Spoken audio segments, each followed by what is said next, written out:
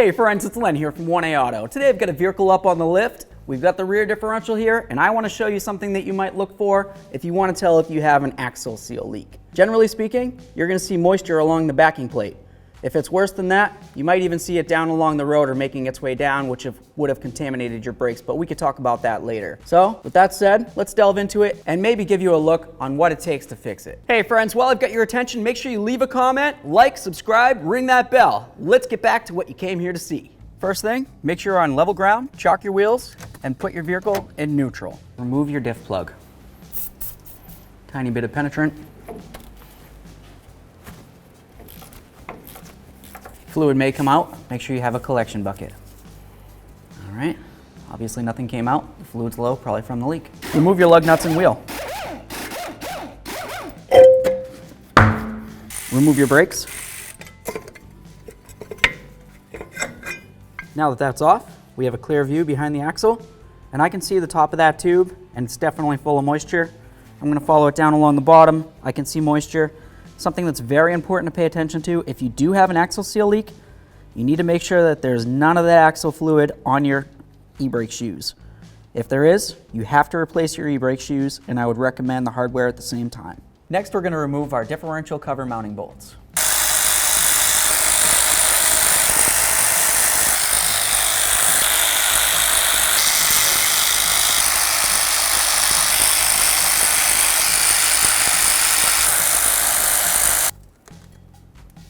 Make sure you have a nice catch pan.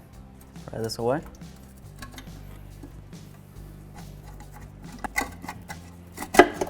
Remove the pan. So next thing we need to pay attention to is this little bolt right there. In this application, it's an 8mm.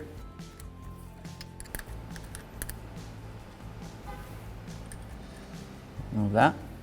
Now we're going to spin this a little further. Try to get this at an angle. So hopefully this pin will want to slide down through. Set this aside. Let's turn this a little further, paying attention to our gears to make sure nothing's moving around too much. That looks good. Now you need to be careful at this point. Once you have the pin out, you can't be turning those axles. You turn the axle, that's going to spin this right here, which is going to make these gears right here just kind of spin off and potentially fall out, in which case you'll have to have it retimed, and it's a big pain in the butt. Remove this bolt for the ABS sensor if it's in the way. Let's just push in on this axle now. You see the little horseshoe there? We're going to remove that horseshoe. Now with a rag, let's carefully slide this out of here. Nice. Here's our garbage axle seal. Roll up a rag, stuff it in this hole, and now clean up the area.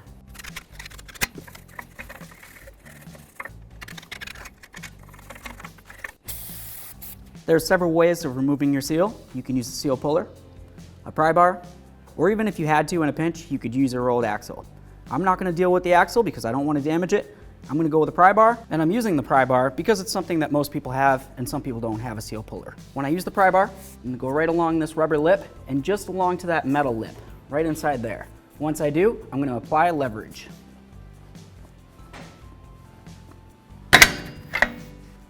Sometimes you can bonk them right there.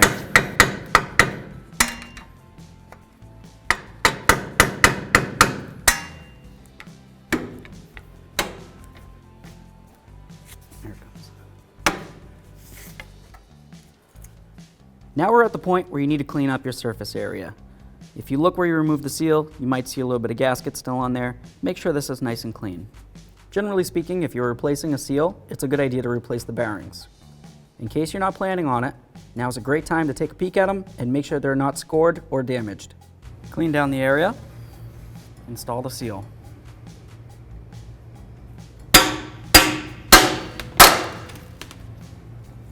Make sure to wipe down this area on the axle, that's where the seal rides, and of course if you have any debris on your ABS ring. Install your axle.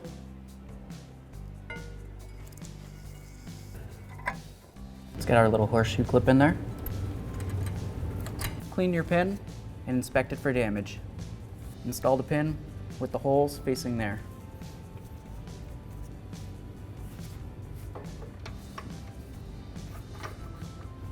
Hold that so it can't fall down.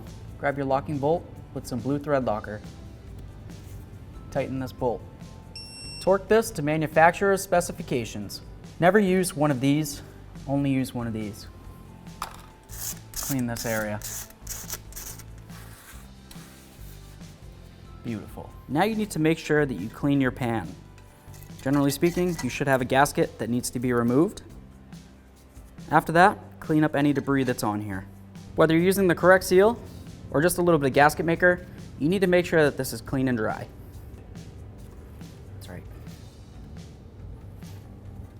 Put back on your diff cover. Bottom out your bolts. Make sure you torque these to manufacturer's specifications. Now we're just going to put the rotor back on after you've cleaned up the mating surfaces. Reinstall your caliper and torque them to manufacturer's specifications.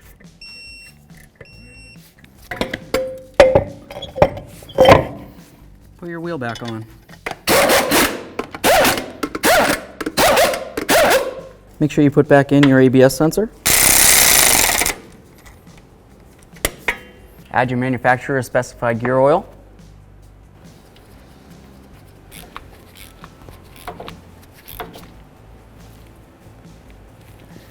Thanks for watching. Visit 1AAuto.com for quality auto parts shipped to your door, the place for DIY auto repair.